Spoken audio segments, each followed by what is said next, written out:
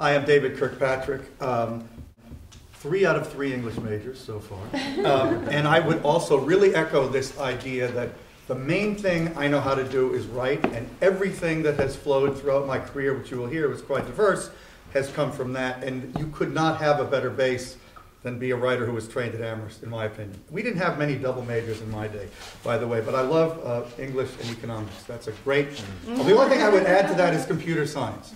Then you're perfectly situated for the future. So I came out of Amherst. I had taken a year and a half to go to art school in New York. I was originally in the class of 75 and ended graduating in 76. Came out to a really horrific recession. Tried to get a job as a writer at a alternative paper in New York. Was unable because they didn't pay their writers. I became an ad salesman instead. Did that for a while, then moved to New Mexico as a hippie. Came back to New York, worked at the same paper selling ads again. Started doing video art, then was pretty interested in that with an Amherst and a Holyoke grad partner. We did some pretty cool stuff in video, very early video art stuff. And then realized I really kind of needed to think of what I was going to do for my life. But it was only, incidentally, that same Holyoke grad was working as a copy clerk at Time magazine. She knew there was a copy clerk job available at Life. I got it through that connection. Worked at Time Inc. then for 30 years, starting as a copy clerk at Life magazine. And I ended the last 10 years as senior editor for Internet and Technology at Fortune magazine, which I left in the summer of '08. And during my time at Fortune, I think the curiosity that I got, partly by being, maybe somewhat who I am, but an Amherst student who learned to critical inquiry, was hugely valuable to me and kept me unafraid to investigate anything. And as I told the group yesterday at lunch, it was my willingness to consider writing about tech in 1990-91 when no one else was even the slightest bit interested in it 20 years ago, and felt that it was a frightening, complex, and unexciting industry. But I was willing to tackle what was perceived to be its daunting complexity, that I ended up basically making my career as a tech journalist and becoming very, very successful in that field. That led me through a whole series of adventures that are wonderful, and I got to know all these people and wrote about them. And in the course of that, I became interested. I started going to Davos, which I'm about to go to this Friday again for the 14th time in a row. I'm very into that sort of events business that I started experiencing through the technology industry, which is extremely oriented towards convening for discussions, because the pace of change requires it. And Davos is sort of the highest end of that, and it was very inspiring for me. I ended up starting inside Fortune a conference business called Brainstorm that was quite exciting and successful. Small, 200 people, including Bill Clinton and people like that, really high-end in Aspen. Then when I left Fortune, I wanted to continue that, and now I have my own business called Techonomy, which is organizing small, highest possible level events to discuss the role of technology and change.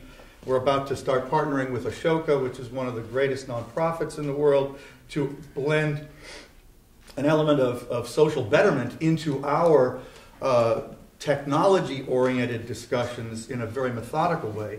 But in the midst of all that, I also, in my tech writing, became very closely familiar with Facebook and Mark Zuckerberg, and ended up being sort of the earliest journalist to write extensively and seriously and respectfully about Facebook.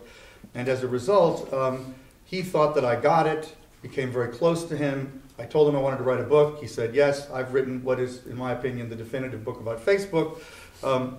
I was just bragging. Movies coming. I was just bragging. That movie, if ever, would be like a documentary. I don't know. Some people have said, but I was just bragging. It came out in Japan last week. It's coming out in all these languages right now, and it's already been reprinted. It's its 4th best-selling book in Japan right now. I'm very excited because it's never really, in my opinion, caught on very much in the United States. But in the United States, adults who read books are still generally skeptical of Facebook, at least until last week, when Goldman said it was worth $50 billion. But in most countries in the world, Facebook is perceived to be what it is, which is a truly transformative communications medium. and it's unbelievably global. So anyway, that's me, and so I'm currently doing a whole bunch of different things simultaneously, which is what I think a good career ends up leading you to in almost every case.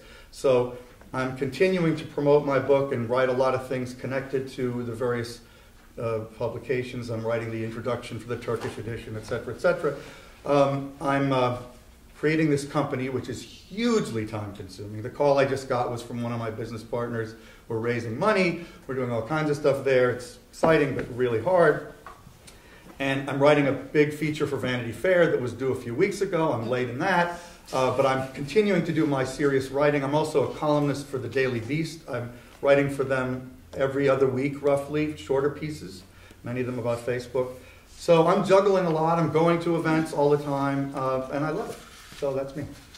Great. One thing you'll notice, and this again is a theme we've heard, even those of us reaching advanced ages or in advanced ages are still doing different things. And that may be the panel. When we were briefing, we talked a little about what's the value of a liberal arts education.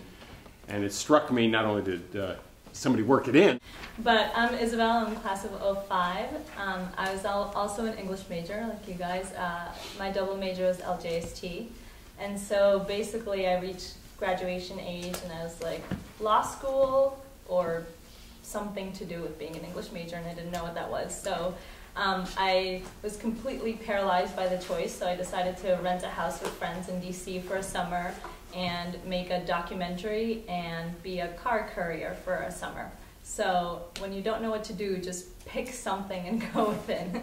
So Somewhere in the World is a documentary about me carrying Neiman Marcus bags around in a car and eating Doritos all summer long. But eventually I did get a job in New York, and I started working at Facts on File, which they publish encyclopedias. And they wanted to basically take all of their encyclopedias from print to digital. And I was hired as an assistant project manager, which was a very big title for someone who just coded HTML into articles all day long. And it was very hard for me. It was not really what I expected. I thought I would get out in the world and just think all day long and be inspired by people, and it wasn't really what I found. So at the time, something like 7 months after I started, I decided, you know what, I need to really think about my choices here. So I did what everyone, including Julia Roberts, does, and I went to travel for 4 months and think about my life and find myself.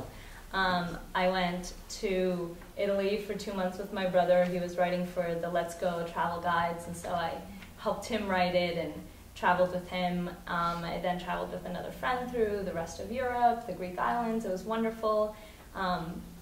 It was nothing like Eat, Pray, Love. It was very dirty, very cold, and there's no Javier Bardem in the plane. You got to go to Minneapolis for that. Yeah. So anyway, so I decided, okay, 4 months is long enough, and I felt like I got my ground again. And I came back to New York and I looked for a job, and I said, this time I'm going to seriously pick something that interests me. I'm not just going to go for the first job, but I'm also going to consider there's going to be pros and cons to every job you do, especially at the beginning. And you have to just maximize what the pros are that work for you and the cons that you least mind doing. And eventually, a few months later, I still was finding nothing, even with this positive mindset. And what I realized is one thing that's very hard for us Amherst students and alum is to ask for help and to reach out to people, even though we're always talking about the Amherst Network, we're always talking about, you know, our friends to their families. We have an incredible set of webs to pull from, and I know I had a hard time doing it. Eventually, once I decided I wanted to have a job in publishing in one of the big publishing houses, and that's what I was going to get, I kept talking about it to all of my friends, and soon enough, one of my best friends, his dad was a doctor, and was like, you know, someone that I treat is actually a managing editor at Simon & Schuster. Do you want to go in for a job interview or just informational, something, talk to her? And I was like, well, you know, you don't have to bother. It's okay. You know, I don't want to like a complete idiot, right?